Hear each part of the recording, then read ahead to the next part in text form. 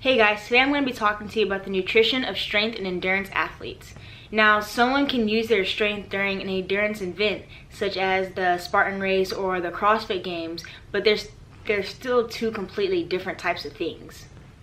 Someone who is an endurance athlete is going to need fuel to last them several hours, so they're going to take a different approach than someone who is just strictly strength training or training for some type of strength sport.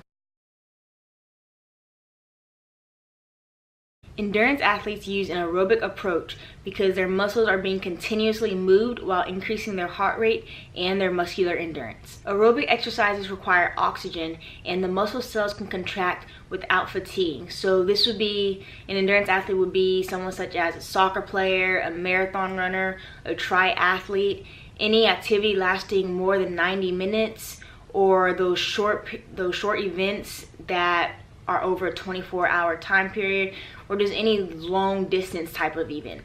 Before any endurance event, the athlete's going to want to focus on maximizing their muscle and liver glycogen stores through an adequate amount of carbohydrates and fluids. During the event, that's going to be used to fuel your muscles and maintain blood glucose. The last thing that you want to happen is to become dehydrated or depleted from glycogen stores, because this can affect your performance and actually be very fatal. Endurance athletes should consider a carbohydrate loading regimen or an increase in the percentage of total calories supplied by carbohydrates to increase their glycogen stores by 50 to 85%. However, the only disadvantage is that the additional water that's incorporated through the muscles along with each gram of glycogen can add additional water to their muscles, which can make them feel a little heavier during their event.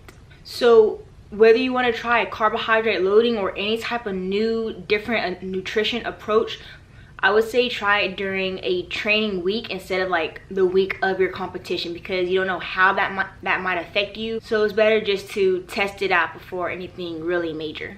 So pre-event meals can consist of spaghetti, muffins, bagels, baked potatoes, bananas, low sugar cereals. You're really just going to want to avoid fatty and fried foods such as bacon and sausage, as well as some dairy products.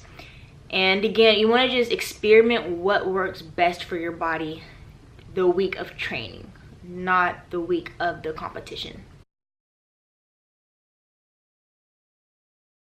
So you hear the talk about how carbohydrates fuel your muscles, and especially for endurance athletes, but what some people may not know is that fat actually fuels your muscles as well. Even though the metabolism of fat is a little more slowly than the other macronutrients, fat provides 9 kilocalories per gram, whereas carbohydrates and protein only provide 4. Now, with that being said, you can increase the healthy fat content in your diet to provide you with more fuel. That's going to allow for more muscle glycogen to be spared so that the carbohydrates can come into play at the end of the event, where they're greatly going to be needed. That's definitely where that term finish strong comes from, because your carbohydrates are that last source of fuel that you're pulling from, so you gotta finish strong. Now, adequate nutrition is important before the event, but in an event lasting more than 60 minutes, you're going to want to consume carbohydrates during it. Prolonged exercise begins to deplete your muscle glycogen stores and can also lower your blood glucose, which leads to physical and mental fatigue. To avoid hitting that wall during an endurance event, you're going to want to maintain your blood glucose concentration levels by eating those carbs. And a general guideline is to eat 30 to 60 grams of carbs and protein per hour, just for that added benefit. So when I did like the Tough Mudder, they were handing out bananas, and you see that during some like marathon events or something, someone's going to have some type of fuel to just keep them going so they don't just flatten out during the event. Sports drinks, along with the gels and the little chewy things, are a great source of carb calories and electrolytes for those endurance events. So the aftermath of a prolonged exercise is going to be vital for your nutrition and your recovery. Depending on the time of your next training session or what time your event ends is how you're pretty much going to refuel and restore those glycogen stores. Within 30 minutes of finishing an endurance activity, Carbohydrate rich foods providing 1 to 1.5 grams of carbohydrates per kilogram of body weight is needed because those muscles are going to be insulin sensitive. Foods with a high glycemic index to help that restoration include fruit, white rice, bread, and sports drinks. So now moving on to our strength and power athletes, they take more of an anaerobic approach towards exercise. That means that they target individual muscles through short bursts of activity and they do not require oxygen. So our strength and power athletes would include people such as like weightlifters, different type of power exercises, and sprinters. So many times we focus on our protein intake during those strength training events when in fact our body uses phosphocreatine and carbohydrates to help with that brief burst of activity, and fat is also being used during those resting stages. Once an athlete has their desired muscle mass, their protein recommendation is actually going to decrease slightly. Meeting your protein intake recommendation optimizes muscle protein synthesis. However, if you decide to just want to go overboard, eat more protein than your recommended needs, it doesn't really have its advantages. Similar to the endurance athlete, an adequate amount of carbohydrates leading up to the days or hours before an event is going to enhance your performance. So because phosphocreatine is one of the main fuels in a strength and power athlete, you can use creatine supplements to maximize your glycogen stores because you won't really have time to do that during a strength event since it's not as long as those endurance events. The first couple of hours after a strength training event is where you're going to want to replenish your muscle glycogen and promote muscle repair and synthesis through your carbohydrates and protein.